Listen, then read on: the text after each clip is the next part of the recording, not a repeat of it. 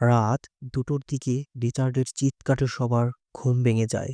সবাই জেগে দেখে রিচার্ডের মুখ দিয়ে রক্ত পড়ছে, চোখগুলো ফুলে গেছে আর শরীরটা অনেক কাঁপছে। সে কাঁদতে কাঁদতে বলছে, বড় বড় একটা সাপ আমার বুকের উপর বসেছিল। পরের দিন ডাক্তার এলো। ডাক্তার এসে কোনো রোগ খুঁজে পেল না। দিনে দিনে রিচার্ড শুকিয়ে যেতে লাগলো। সে বলতো সে যেদিকে তাকায় বড় একটা সাপের ছায়া দেখতে পায়। এটা শুনে তার পরিবারের লোকজন ভয় পেয়ে গেল।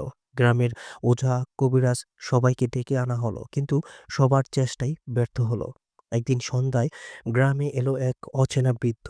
ছেঁড়া জামা, গলায় ঝোলানো নানা রকমের হার। লোকেরা বলল ওই লোকটা পাগল হলেও সে অনেক কিছু জানে। রিচার্ডের মা মারিয়া তাকে তাদের বাড়িতে ডেকে আনলেন।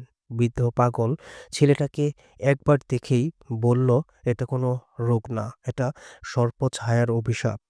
মারিয়া কাঁদতে কাঁদতে বলল, আমার ছেলেকে বাঁচান বাবা, যা লাগে আমি দেব।"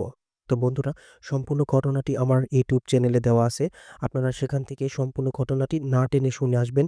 তাহলে ভয় এবং আনন্দ দুটোই পাবেন। আর যদি বিন্দু পরিমাণ ঘটনাটি ভালো লেগে থাকে তাহলে সাবস্ক্রাইব করে আমাদের পাশেই থাকবেন এরকম সব ভৌতিক ঘটনা শোনার জন্য। আজকে এ পর্যন্তই। টাটা।